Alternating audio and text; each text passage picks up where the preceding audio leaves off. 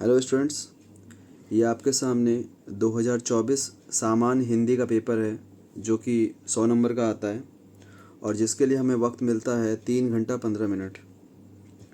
तो अगर हम सही ढंग से पेपर करें, देखिए थ्योरेटिकल पेपर है और भाषा का पेपर है, तो किसी भी भाषा में 100 में 100 हासिल करना थोड़ा सा टफ हो जाता है। लेकिन अगर हम सही ढंग से पेपर को करेंगे तो 95-96 नंबर तक हम ला सकते हैं। तो इस पेपर को डिस्कस करते हैं आपके सामने, जिसमें से कुछ हम एमसीक्यू हैं जिनके बेस पर इस साल आने के चांसेस हैं।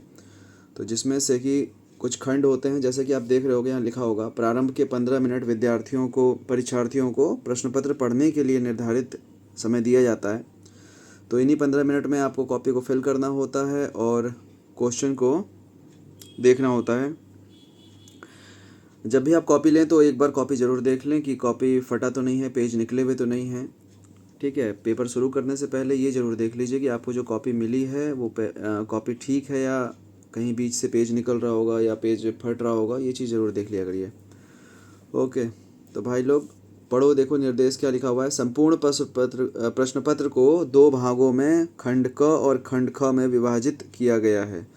दोनों खंडों के सभी प्रश्नों के उत्तर देना अनिवार्य है, जाहिर सी बात है, तभी तो नंबर मिलेंगे। तो खंड क में जैसा कि हम देख रहे हैं, बहुविकल्पीय प्रश्न आपके सामने, यानी कि एमसीक्यू क्वेश्चंस, जो कि 10 क्वेश्चन होते हैं।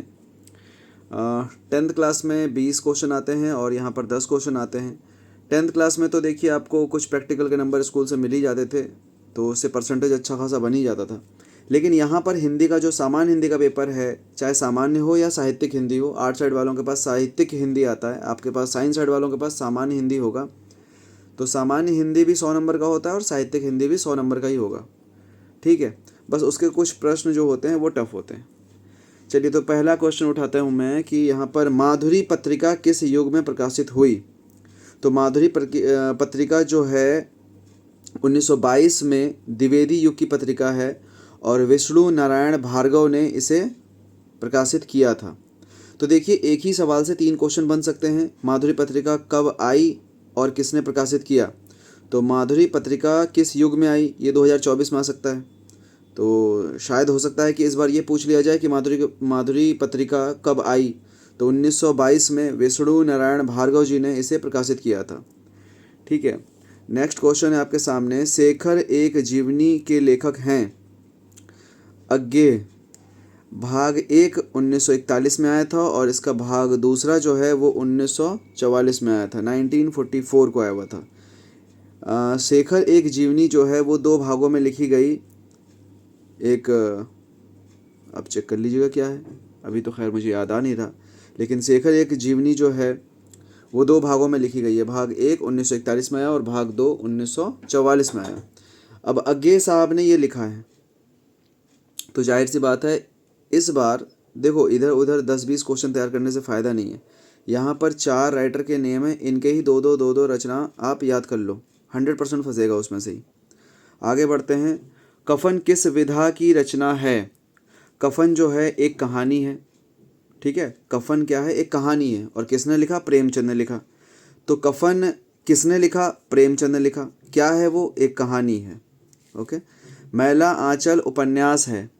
मैला आंचल एक उपन्यास है जो 1954 में 1954 को फणेश्वर नाथ रेणु जी ने लिखा, जो कि एक आंचलिक उपन्यास है। कैसी उपन्यास है, एक आंचलिक उपन्यास है।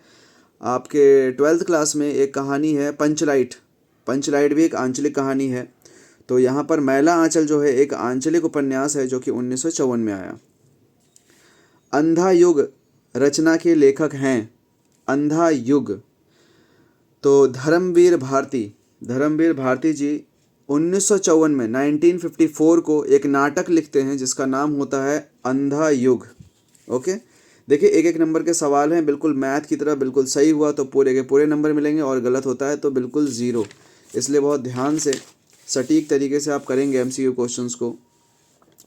तो जैसा कि अब हम आगे बढ़ रहे हैं, देखो रामचरितमानस किस की रचना है, तुलसीदास की रचना है। रामचरितमानस की रचना किस भाषा में हुई, तो अवधी भाषा में हुई है। ठीक है, अवधी भाषा में हुई है। 16वीं शताब्दी में हुई है। इन बातों का ध्यान रखेंगे, इनसे क्वेश्चन बन सकते हैं।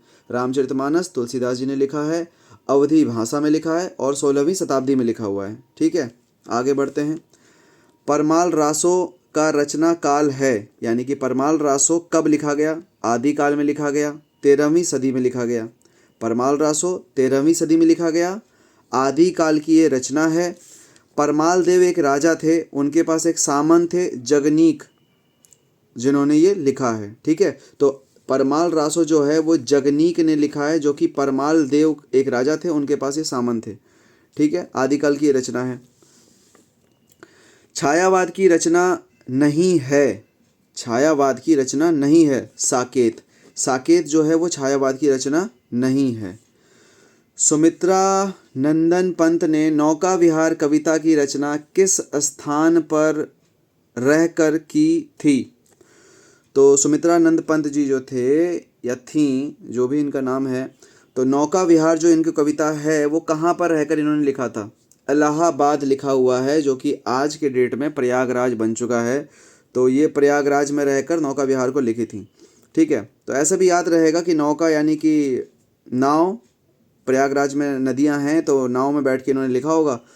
तो ऐसे याद रहेगा, सुमित्रानंद पंत जी, नौका विहार, इलाहाबाद, तीनों आपस में कनेक्ट करता है। तो इलाहाबाद, नौका विहार, सुमित्रानंदन पंत, याद रहेगा आपको। चलिए आगे बढ़ते हैं। वेदना की मूर्ति, वेदना की मूर्ति, वेदना का मतलब होता है दर्द। वेदना की मूर्ति किस कवित्री को कहा जाता है? सुभद्रा कुमारी चौहान, इनको वेदना की प्रतिमूर्ति कहा जाता है। मतलब इन्होंने लिखा है, छायावादी युग की ये कवित्री रह चुकी हैं और इनको आधुनिक मीरा कहा जाता है। याद रखिएगा, मीरा ने श्री कृष्ण जी के वियोग में बहुत सारी रचनाएं की हैं। तो सुभद्रा कुमारी चौहान को आधुनिक युग की मीरा कहा जाता है। इनके कुछ रचना हैं जिसको हम पढ़ रहे हैं, सुनिएगा। निहार जो कि 1930 में आया, रश्मि 1932 में आया, निर्जा जो कि 1935 में आया, शोध्य गीत जो कि 1936 में आया। इनको निराशावाद भी बोला जाता है कि निराशावादी रचनाकार थीं, मतलब बहुत ही सैड सॉन्ग गाती थीं ये। तो सुभद्रा कुमारी चौहान, याद रखिएगा। देखिए, निहार, रश्मि, निर्जा और सांध्य गीत।